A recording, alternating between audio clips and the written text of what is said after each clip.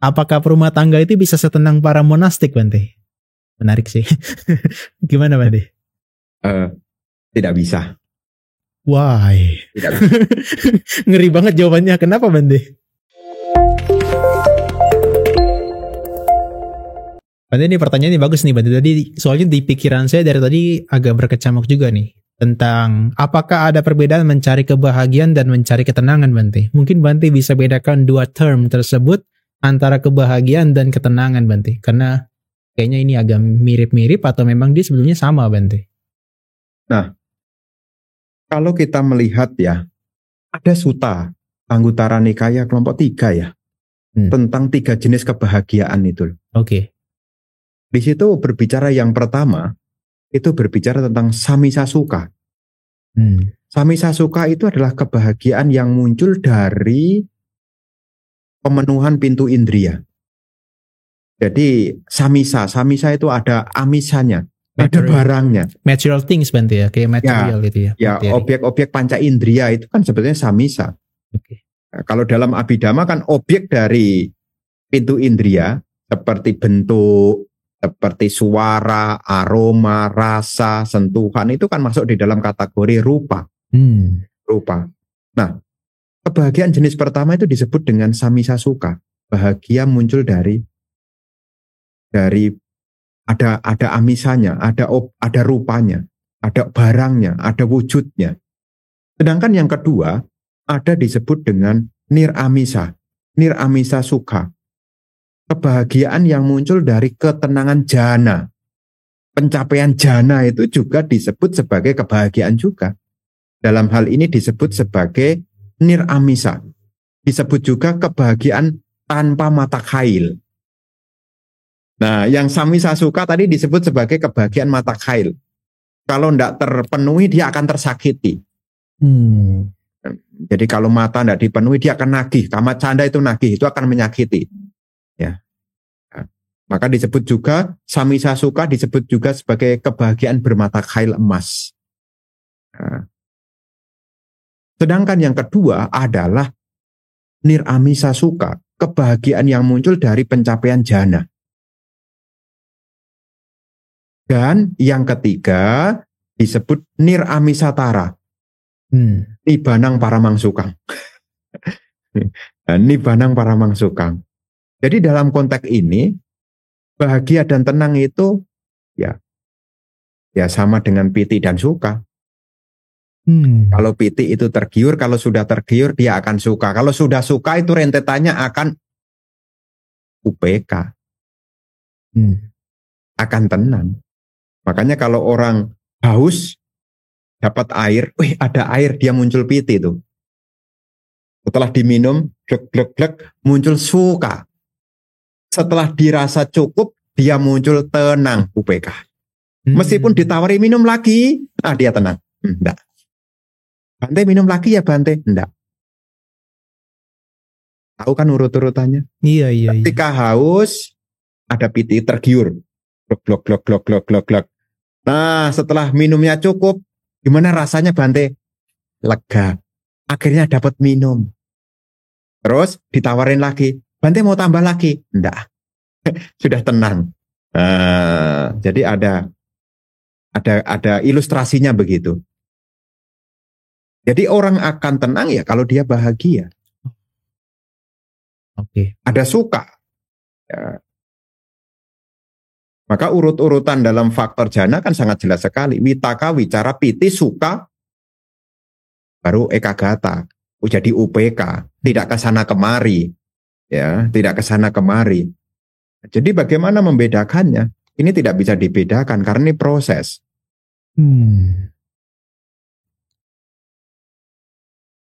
Ya, jadi kalau orang sudah tergiur, kemudian dia terpenuhi, dia akan suka.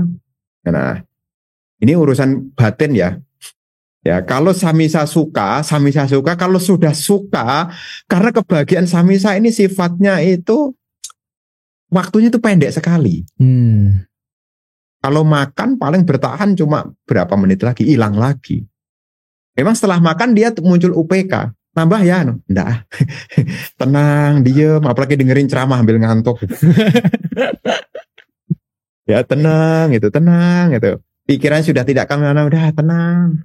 Ditambah lagi suasana AC adem, wah makin tenang. Jadi ada tahapannya. Ya, memang ada urut-urutnya. Suka menjadi sebab terdekat samadhi. Ya, kalau kita baca di dalam Wisuddhimagga akan disampaikan. Suka menjadi sebab terdekat dari samadhi. Ketenangan menjadi sebab terdekat dari kebijaksanaan. Jadi kita bisa tenang asal kita bahagia. Tenang dulu atau bahagia dulu? Bahagia dulu. Bahagia Pantas dulu. tadi Bante ngomong kalau misalnya pun kita nggak ngerti meditasi dan baru pemula, lakukan aja dengan bahagia. Mau jalan, lakukan aja dengan bahagia. Jadi nanti itu membimbing orang jadi tenang ya Bante ya? Iya, kan emang sebab terdekat samadhi kan emang suka. Iya. Sebab terdekat samadhi kan emang suka. Gitu loh. Kan sudah jelas di situ. Sebab terdekat di samadhi kan memang suka. Baru sebab terdekat dari panya, baru samadhi. Makanya panya itu akan berkembang kalau orang punya samadhi. Tanpa samadhi tidak mungkin ada panya. Makanya kan urut-urutannya kan pokoknya habis samadhi, pokoknya panya aja urut-urutannya begitu. Ya, ada sila, caga, samadhi, panya. Itu nanti ya, pokoknya habis samadhi ya panya. Pancabala juga sama. Ada bala, wirya bala, sati bala, samadhi bala, panya bala.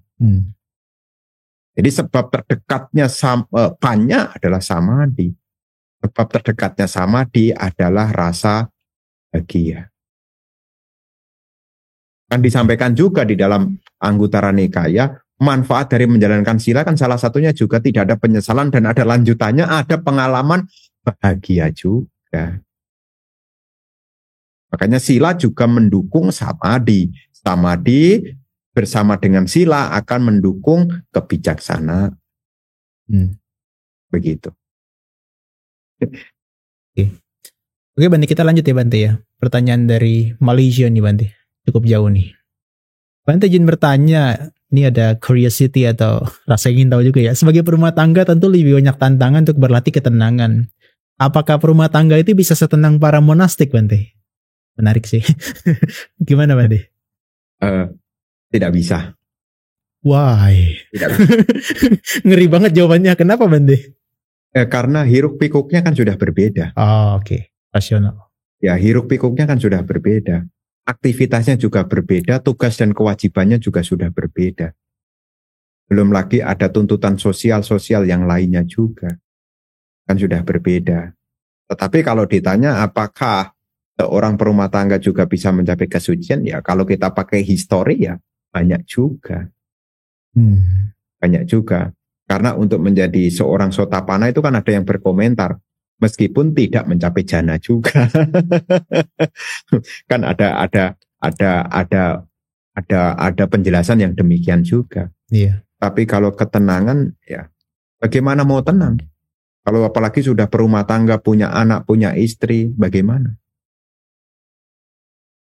Memang dia bisa punya ketenangan kalau dia sementara waktu cuti, kemudian dia ikut retret. Nah itu memungkinkan tuh. Karena tidak mikirin besok masak apa,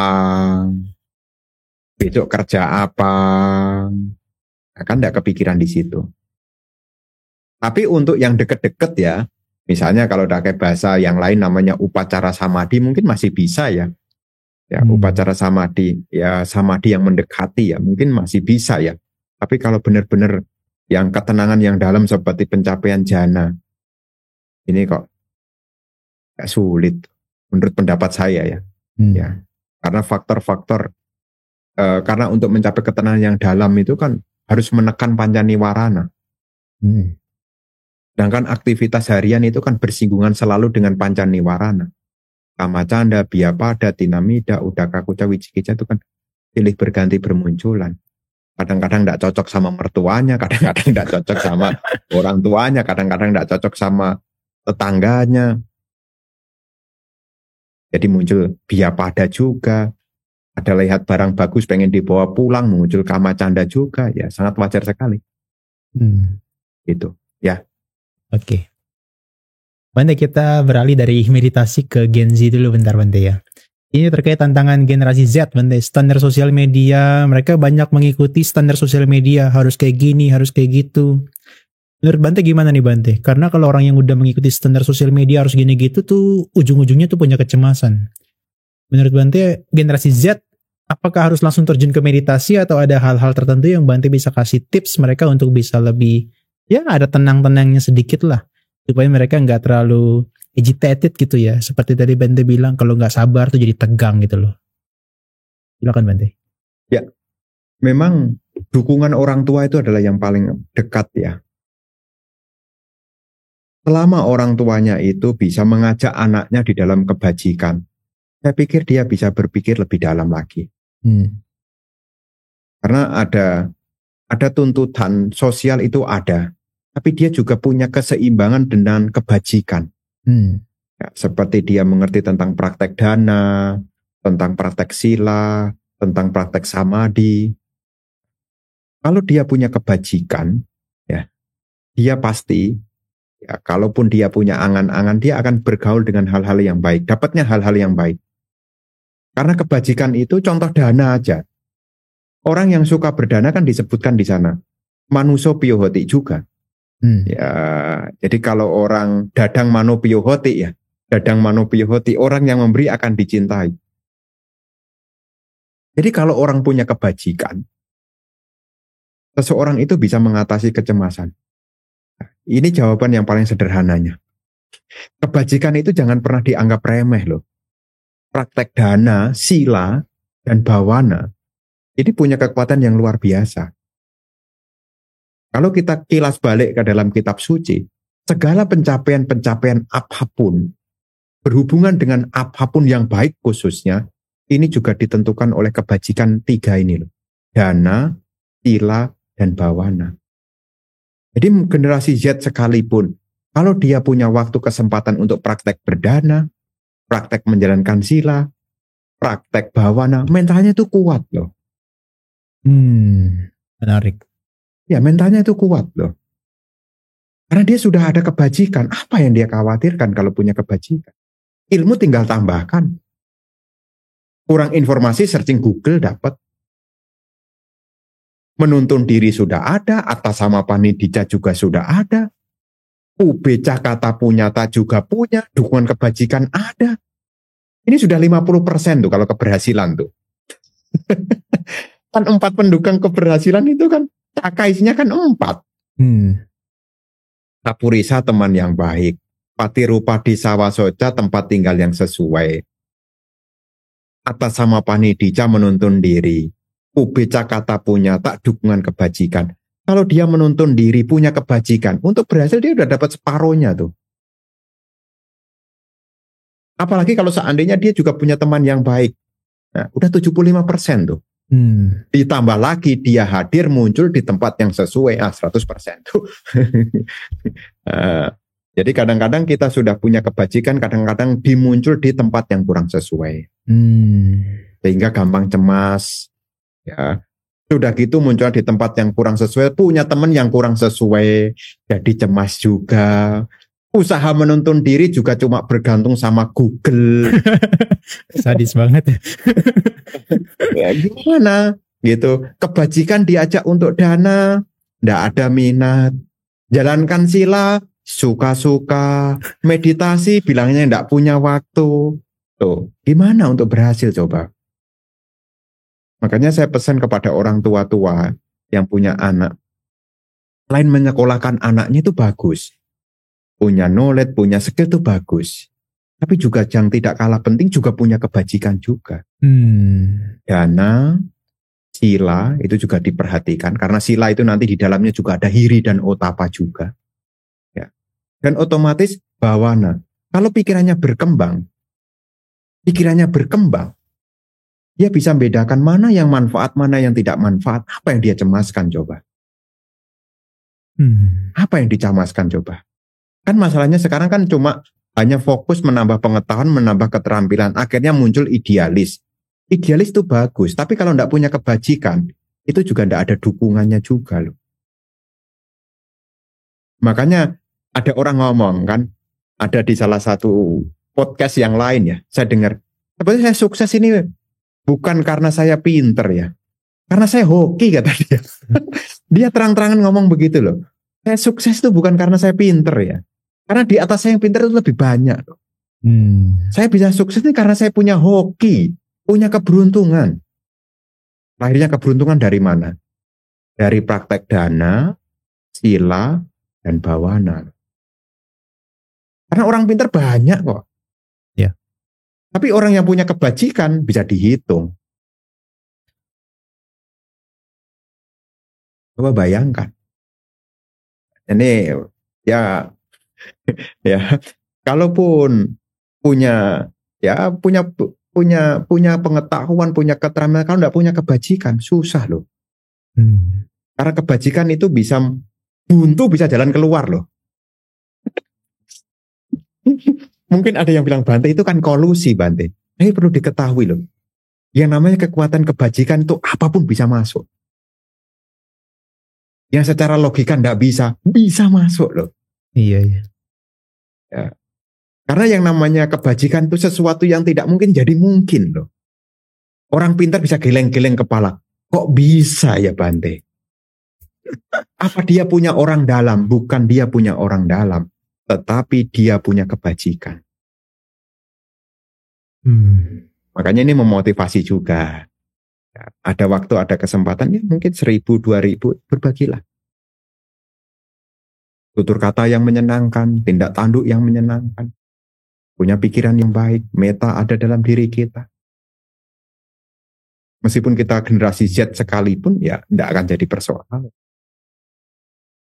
Iya. Karena dhamma itu akan akaliko. Berlaku sepanjang masa. Ya. Dan dhamma itu juga berbuahnya juga tidak perlu berselang waktu. Ketika lama dhamma itu digeluti, ya pahala-pahala akan diperoleh juga. Begitu ya. Oke, Bante. Bante, ini ada pertanyaan lagi dari Cidarvina di Balikpapan, Bante. Izin bertanya ya Bante, apakah dengan semakin sering menambah sila menjadi 7 atau 8 akan meningkatkan ketenangan batin dan mengurangi nafsu keinginan atau tanha Bante? Jika iya, bagaimana prosesnya Bante? Ini mungkin boleh dipertegas, tadi Bante ada ngomong tentang sila, dia mendukung ketenangan Bante. Ya memang khususnya adalah kama tanha. Makanya kalau kita praktek rumah tangga, praktek 8 sil, itu kan tambahannya kan seperti yang semula Kamesumiccacara berubah menjadi Abrahmacharya. Nah itu kan kesenangan yang sehubungan dengan hawa nafsu, nah, sementara tidak dilakukan. Terus Wikala Bojana, tidak makan lewat tengah hari. Nah, biasanya sore makan menjadi tidak makan. Kan kesenangan akan kenikmatan indria mulai berkurang. Terus Naca Gita Wadita Wisukadasana Malaganda. Naca Gita Wadita, tidak menyanyi, tidak bermain musik, tidak pergi melihat pertunjukan. Ya.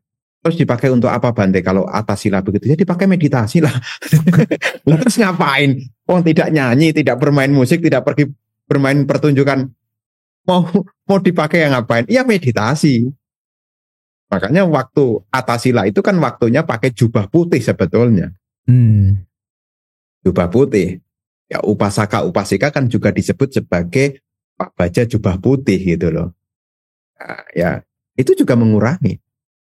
Termasuk tidak memakai wewangian, bebungaan, itu juga ada mengurangi tanha juga. Sehubungan dengan apa? Ya kama tanha juga. Nanti juga ada ya yang lain juga, termasuk ya, seperti tidak memakai tempat tinggi, tempat tidur yang tinggi, besar, dan mewah. Itu juga ada keterikatan, kemelekatan, kesenangan pada hal-hal yang menyenangkan secara tubuh menjadi saat itu menjadi ya libur dulu lah, ditunda dulu. Nah, itu kan ada kontribusi juga. Makanya kan disebut juga ada namanya Pakatik Sila. Pancasila Buddhis itu Pakatik Sila. Sila alami. Siapapun yang melanggar pasti akan dicela. Itu sila alami, Pakatik Sila.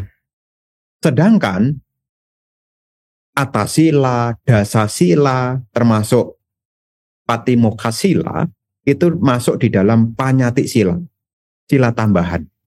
Nah, jika seseorang menjalankan sila tambahan ini, Panyatik Sila ini, seseorang akan mengurangi yakni loba dosa moha. Nah, tapi kalau yang tadi yang dasar itu, Pakatik Sila itu sila alami. Siapapun yang melanggar pasti dicela. Tidak peduli dia berumah tangga, apakah biku, sama dicelanya. Nah, karena kapan hari ada umat yang bertanya, Bante, memang kalau kita tidak makan lewat tengah hari salahnya apa, Bante? Saya bilang, ya enggak ada salah. Tapi kenapa kok diterapkan tidak makan lewat tengah hari? Dengan kita tidak makan lewat tengah hari, akan mengurangi yakni keplekatan pada makanan. Karena perlu diketahui ya, salah satu penyebab dumadi itu juga karena ahara. Karena ada 4 jenis ahara. Dumadi itu apa Bante? Keberlanjutan ya Bante? Ya, keberlanjutan. Itu kan ada ahara, ada makanannya. Ya, ada kabalika ahara, ada pasa ahara, ada manocetana ahara, dan ada winyana ahara. Dan ini kalau kita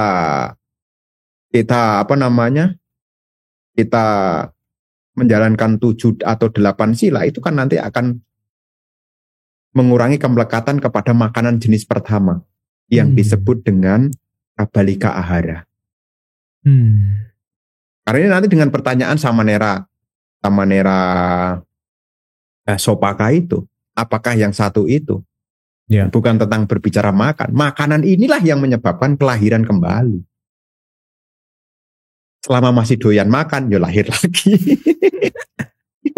Makanya fisik and mental ya. Iya, ada makanan fisik, ada makanan mental, kontak, ada makanan kehendak, dan juga ada makanan berupa kesadaran untuk berlanjut lagi. Jadi nanti ada keterkaitannya dengan berkurangnya tanha. Caranya bagaimana? Ya ikuti. Ngambil tekad di pagi hari atau di siang hari, kemudian tidak makan lewat tengah hari, atau menjalankannya di hari-hari uposata. Bisa dilakukan juga. Ikuti panduan yang ada.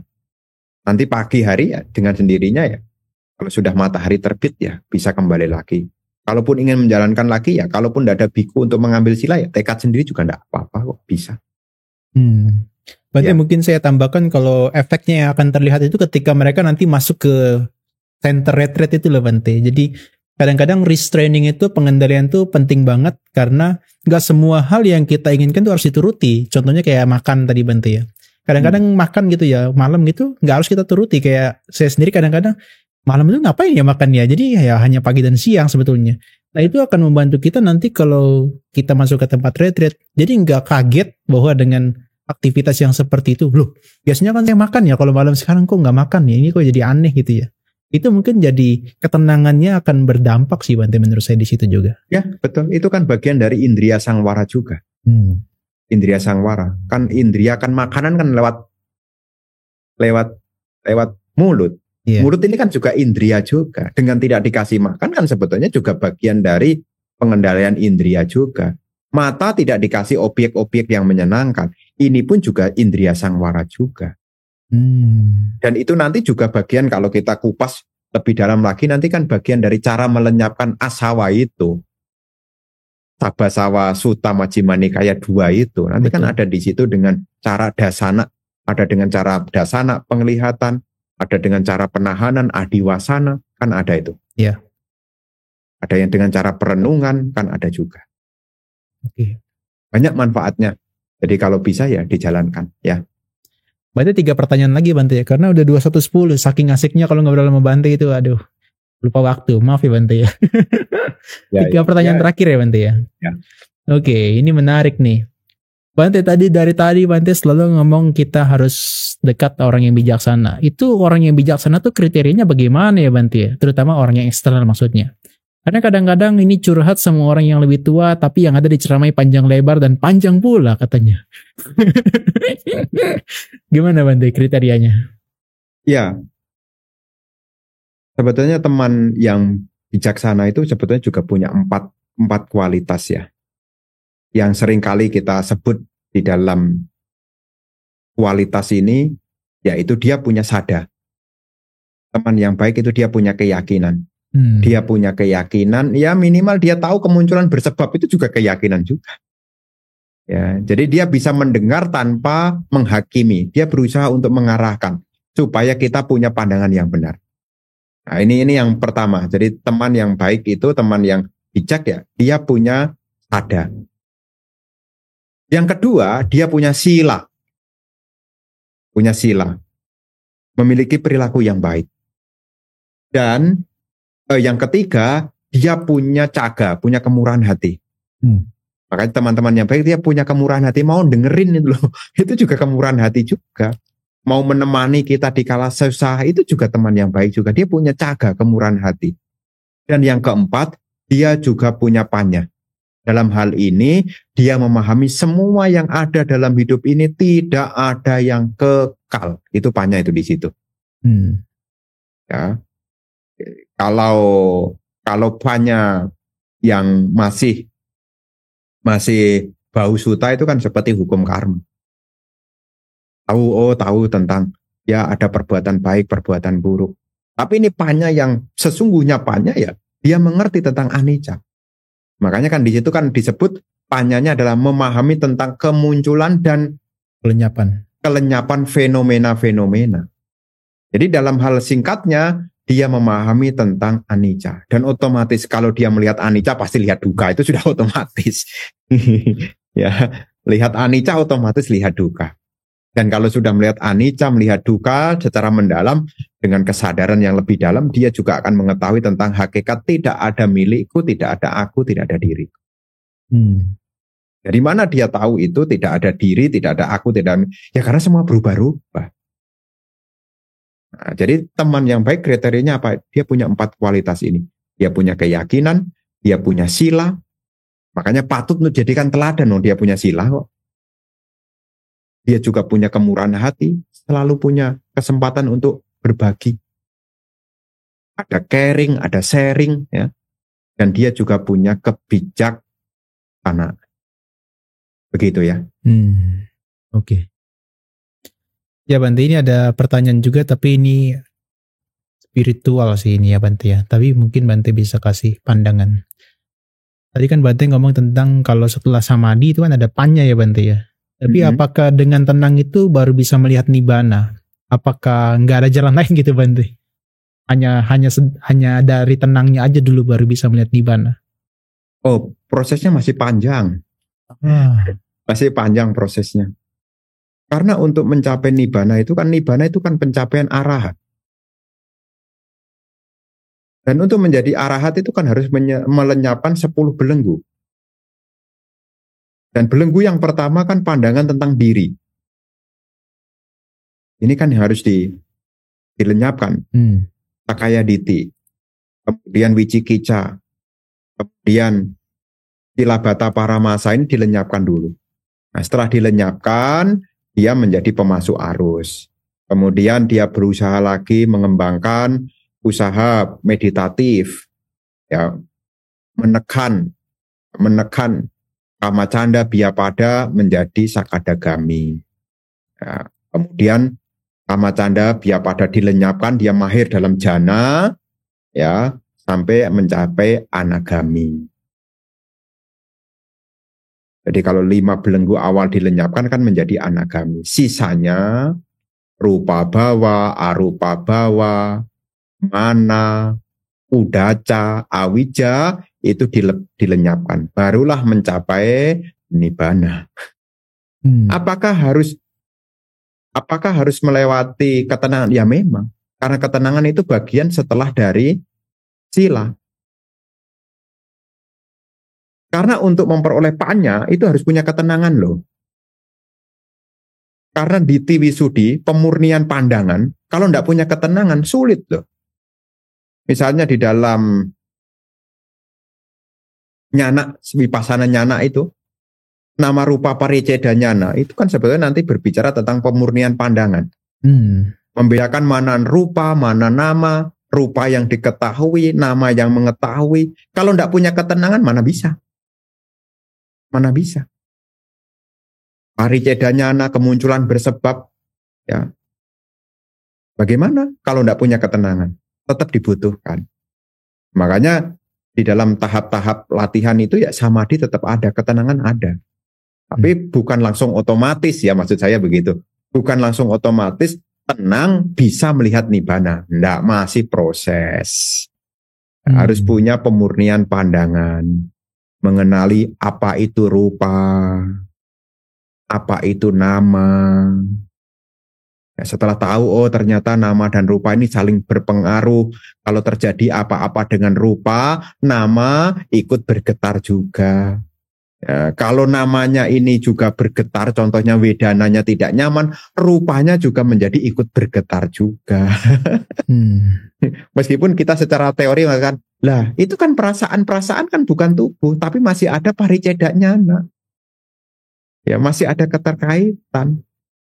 Baru melihat tentang sama-sana nyana, mengetahui tentang ya ini anicca, mulai pengamatan awal. Nah, mulai muncul kelenyapannya. Ya. Mulai muncul nanti ada baya nyana, bangga nyana, dan seterusnya. Itu kan pelajaran.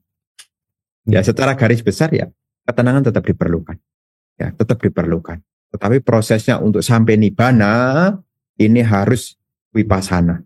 Kalau kita ngomong Vipassana itu adalah melihat kebenaran hakiki.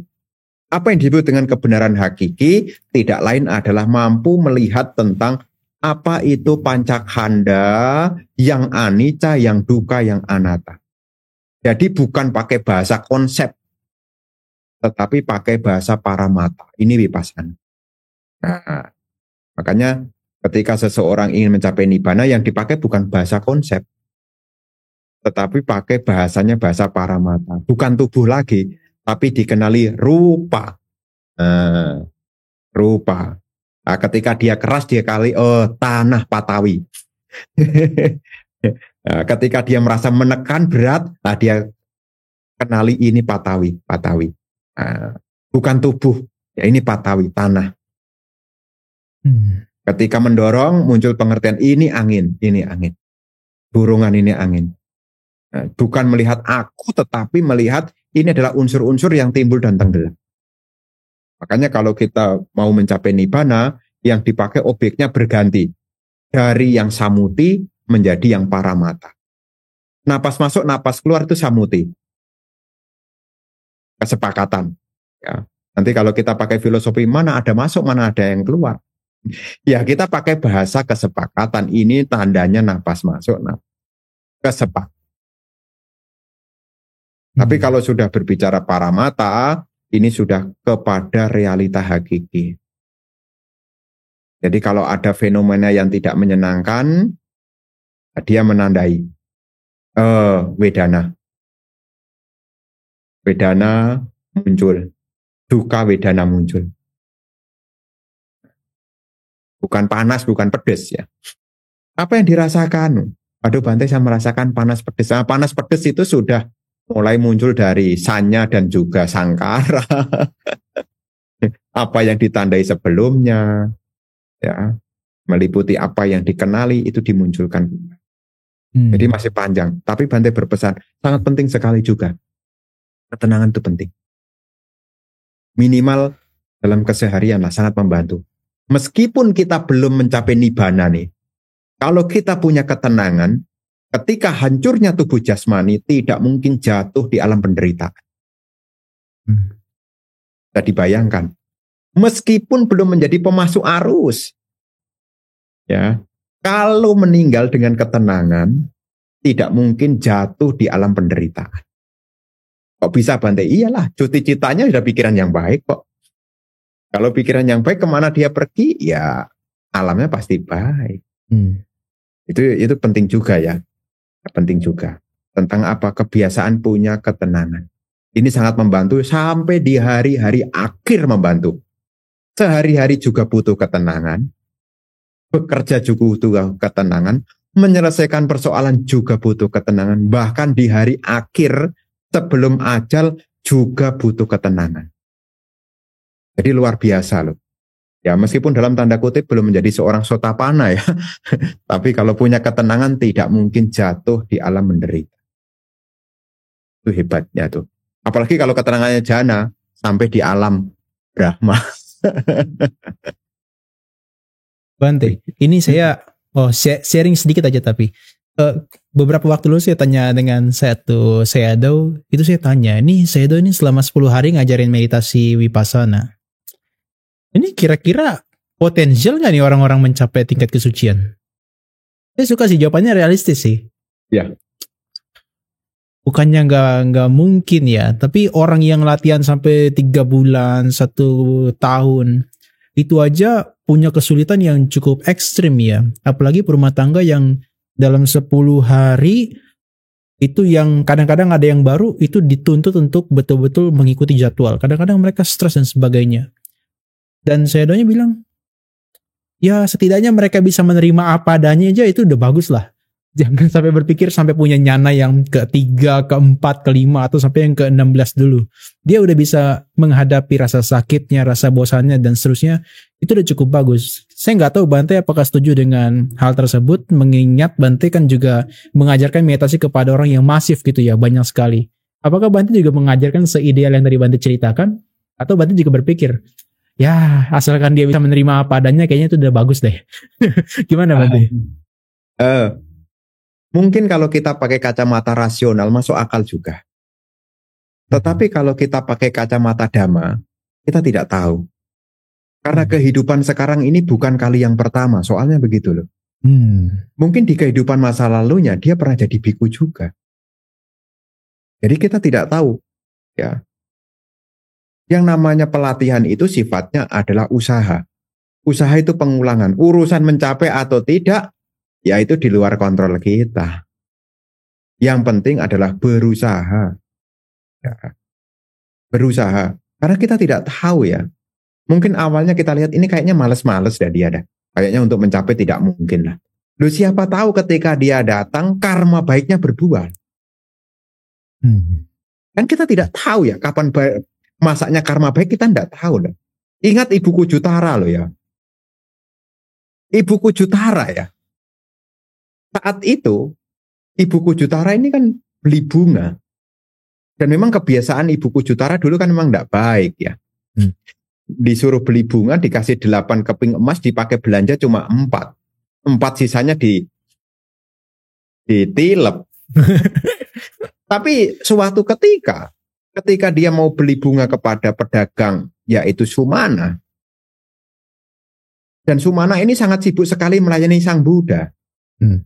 Dia tunggu, kok lama banget ya. Saya kan mau beli bunga, lama banget. Daripada saya nunggu udah jelas begini. Cobalah saya dengar, nguping, dengar. Mencapai loh. Masuk arus loh. Dan di dalam penjelasan dikatakan, kenapa Ibuku Jutara secepat itu dia mencapai? Dikatakan ya. Di kehidupan masa lampaunya, beliau pernah mendanakan gelang yang terbuat dari gading kepada Paceka Buddha yang sedang kepanasan membawa bol. Bol terima dana makan, kemudian dana makan di bol-bol itu kan patah. Patahnya kan panas kalau kalau kena siram sekuah kan panas.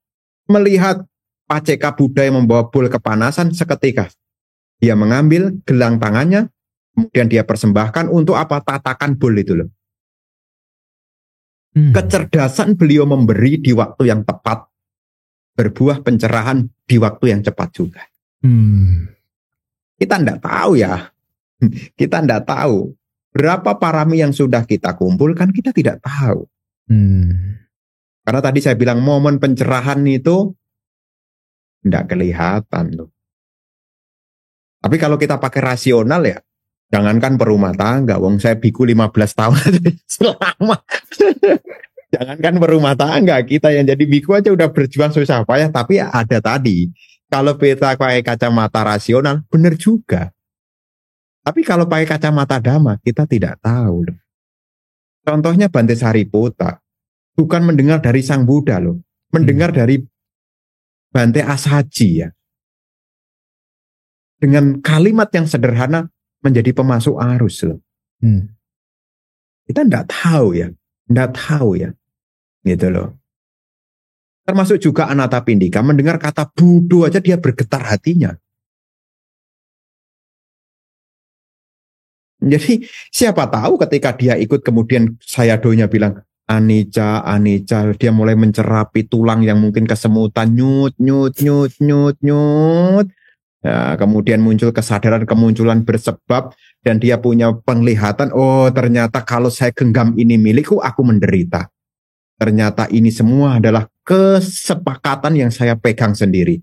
Ya kan kita tidak tahu level pengetahuan. Makanya kita jangan sampai kita berkecil hati kemudian kayaknya enggak mungkin para Bante aja bertahun-tahun kayaknya belum dah. Jangan berkecil hati ya, jangan berpikir kayaknya saya kok enggak yakin. Ingat loh ya. Sekarang kita bertemu dengan Dhamma.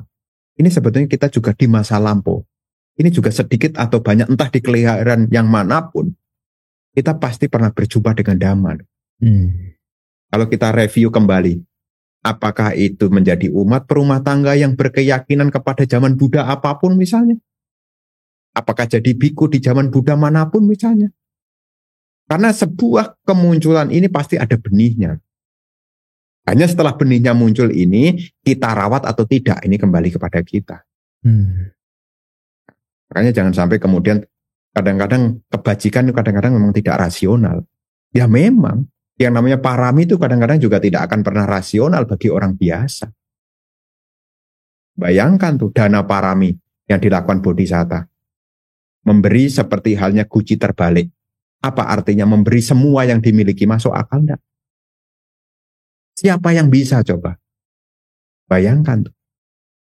Makanya kebajikan yang dimiliki oleh Sang Buddha luar biasa. Kenapa luar biasa? Karena tidak semua orang bisa mencapainya.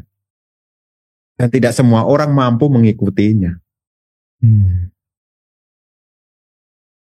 Bahkan ketika munculnya Buddha, bumi aja sudah bergetar, apalagi dua Buddha. Karena apa? Kebajikannya luar biasa. Jadi kadang-kadang ada orang yang juga mempertanyakan, mosok si Bante bodhisatta lahir berjalan 7 langkah, kayaknya enggak masuk akal. Ya memang tidak masuk akal kalau kita pakai kacamata rasional. Tapi kalau pakai kacamata kebajikan, ya bisa saja, wong buktinya ada. Ya, pakai rasional, orang memberi sampai semua yang dimiliki diberikan, seperti kisah Wesantara Jataka. Mungkin enggak untuk era sekarang? Enggak mungkin. Tapi di zaman dulu ada. Itulah bodhisatta. Jadi kalau nanti ada hal dalam hal apakah mungkin mencapai, ya kita tidak tahu jawabannya. Yang penting adalah berusaha, karena kita tidak tahu seberapa benih yang sudah kita tanam. Makanya Sang Buddha sebelum mengajarkan Dhamma kan melihat manusia seperti melihat 4 macam teratai itu. Ya. Ada yang sudah di permukaan, cukup mengajarkan 4 keberadaan mulia, dia langsung tercerahkan. Ada yang 4 keberadaan mulia, diulang-ulang secara terperinci dulu dia mengerti. Diulang-ulang terperinci, baru mencapai. Ada yang sudah diulang kayak apapun, tetap aja nihil. Ada juga. Tapi kita harus tetap berusaha. Ya, karena Sang Buddha sendiri juga mengatakan, Sang Tathagata hanyalah penunjuk arah. Engkaulah yang harus berusaha. Tumhehi kicang matapang, Tathagato atakharo. Sang Tathagata hanyalah penunjuk arah. Engkaulah yang harus berusaha. Jalan sudah ditunjukkan ya. Kita mau berjalan atau tidak. Ini kembali kepada kita. Begitu ya. Ya, Bante, ini pertanyaan penutup ya Bante ya. Oh boleh. Dari Pak Willy PJ. Ini kayaknya umat di BST deh. Oh gitu ya. Selamat malam Bante, sebagai seorang perumah tangga, bagaimana cara menanggapi serta menyikapi perasaan ketika situasi yang tidak kondusif, Bante? Ini topik yang sesuai dengan ketenangan tadi, Bante. Gimana sebagai perumah tangga itu ya Bante. Nah, kita kenali dulu situasi yang tidak kondusif itu seperti apa. Nah, kemudian kalau sudah diidentifikasi, cobalah dilihat kemunculannya. Ya, kemunculannya. Apakah ini di luar kontrol kita, ataukah ini di dalam kontrol kita? Karena tidak semua hal ini mampu kita handle. Kita hanya mampu menghandle yang kita mampu. Salah satu yang mampu kita handle adalah cara berpikir kita, cara berucap kita, dan cara yang bertindak kita. Yang lain dari itu, kita tidak punya kuasa apa-apa. Seperti misalnya kita berharap, semoga semua orang baik sama saya. Kita tidak punya kuasa apa-apa. Yang bisa kita atur supaya kondusif situasinya, punya pikiran baik, punya ucapan baik, dan punya perilaku yang baik. Ini yang di dalam kontrol kita. Nah, semestinya orang itu mesti baik sama saya, orang mesti menghormati saya, ya semuanya orang mestinya tenang. Itu di luar kontrol kita. Ini di luar kontrol kita. Yang bisa kita usahakan supaya situasinya kondusif, salah satunya pikiran yang baik, berucap yang baik, perilaku yang baik. Karena kebaikan ini akan menjadi pelindung bagi kita. Mungkin yang lain bisa terkena akibatnya. Kalau kita punya kebajikan, kebajikan itu yang akan melindungi kita. Yang tadi saya bilang, saya sukses bukan karena saya pinter. Karena saya sukses ini juga karena kekuatan kebajikan. Situasi kita akan hadir selalu di situasi yang kondusif. Ini juga tidak lepas dari kekuatan kebajikan. Makanya kan ada pengharapan ya. Seperti misalnya semoga lahir ya, yang kondusif di negara-negara yang kondusif.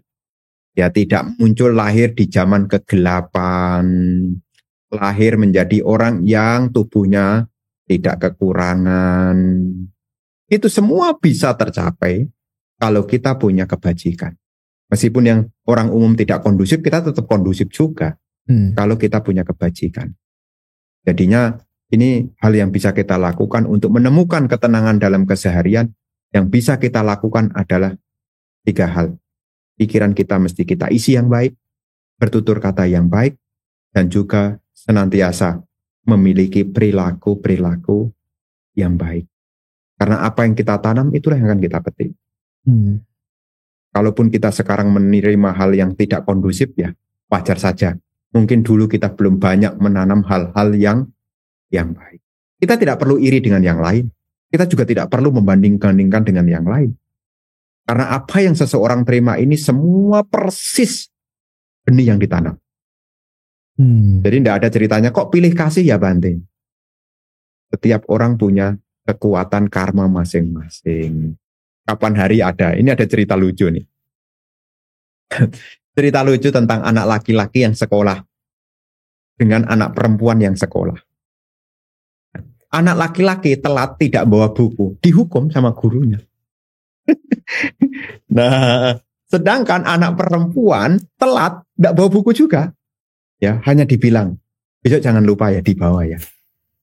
Anak laki-laki itu protes, ini tidak adil, ibu guru tidak adil. Saya diperlakukan begini sedangkan dia diperlakukan begitu. Nah, secara kacamata dunia mengatakan tidak adil. Tapi secara kacamata dhamma, mungkin karma baik yang perempuan ini lebih baik. Karena apa yang dipetik itu tidak lepas dari apa yang ditanam. Singkat cerita, ternyata yang perempuan tadi yang cuma besok jangan diulangi, ternyata anaknya tetangga dia sendiri. Nah, ini bukan kolusi juga, ini juga ada faktor kebajikan juga. Jadi kadang enggak adil. Ya kalau kita pakai kacamata dunia memang begitu.